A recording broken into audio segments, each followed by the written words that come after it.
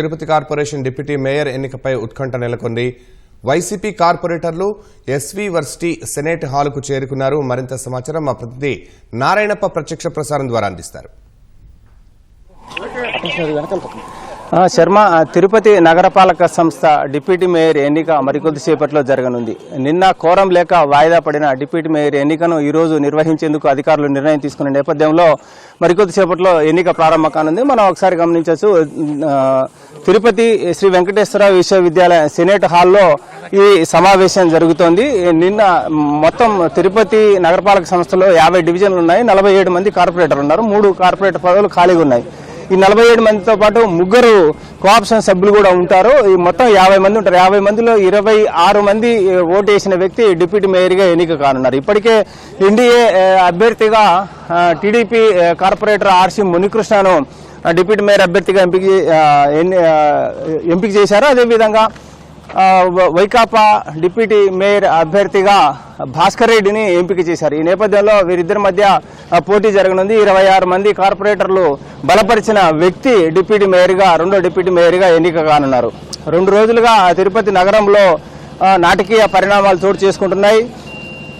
తమ కార్పొరేటర్లను బలవంతం చేసి ఇబ్బందులకు గురి చేస్తున్నారని, అదేవిధంగా ఆస్తులను ధ్వంసం చేస్తూ భయభ్రాంతులకు గురి చేస్తున్నారని చెప్పి వైకాపా నేతలు ఆరోపిస్తుంటే, ఓటమి భయంతో వైకాపా నేతలు ఓటమి భయంతో అసత్య ఆరోపణలు చేస్తున్నారని చెప్పి ఎన్డీఏ నాయకులు విమర్శలు చేస్తున్నారు. అదేవిధంగా నిన్న రాత్రి తిరుపతి నగరంలోని రాయల్ నగర్ ప్రాంతంలో టీడీపీ నేత మబ్బు దేవనారాయణ రెడ్డి ఇంటిపైకి దాడి చేసేందుకు కొంతమంది ప్రయత్నించడం, అదేవిధంగా ఈరోజు ఉదయం కూడా తిరుపతి నగరపాలక సంస్థలో కోఆప్షన్ సభ్యుడిగా ఉన్న ఎమ్మెల్సీ సిపాయి సుబ్రహ్మణ్యం కిడ్నాప్ గురయ్యారని చెప్పి వదంతులు రావడం, ఇలా ఈ సంఘటనల నేపథ్యంలో తిరుపతి నగరపాలక సంస్థ డిప్యూటీ మేయర్ ఎన్నిక సమయం సమీపించే కొద్దీ ఉత్కంఠను రేకెత్తిస్తోంది. ఇప్పటికే వైకాపా శాసనమండలి సభ్యుడు, తిరుపతి నగరపాలక సంస్థలో కోఆప్షన్ సభ్యుడు అయిన సిపాయి సుబ్రహ్మణ్యం తనను ఎవరు కిడ్నాప్ చేయలేదని,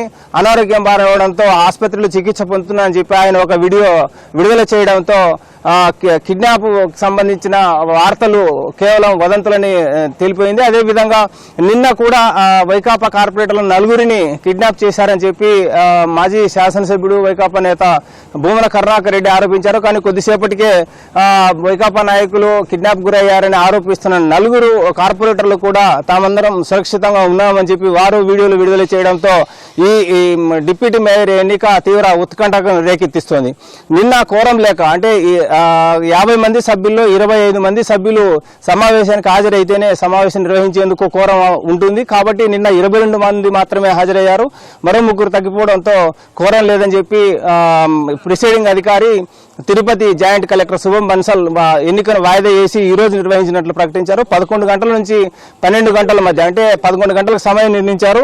12 గంటల వరకు 1 గంట సమయం గ్రేస్ పీరియడ్ ఇస్తారు. 12 గంటల లోపు సభ్యులందరూ సమావేశ మందిరానికి చేరుకుంటే ఇప్పటికే ప్రకటించిన డిప్యూటీ మేయర్ అభ్యర్థులకు సంబంధించి వారిని బలపరిచే వారందరినీ వారి వివరాలు సేకరించిన తర్వాత సమావేశంలో డిప్యూటీ మేయర్ ఎన్నిక సాగనుంది.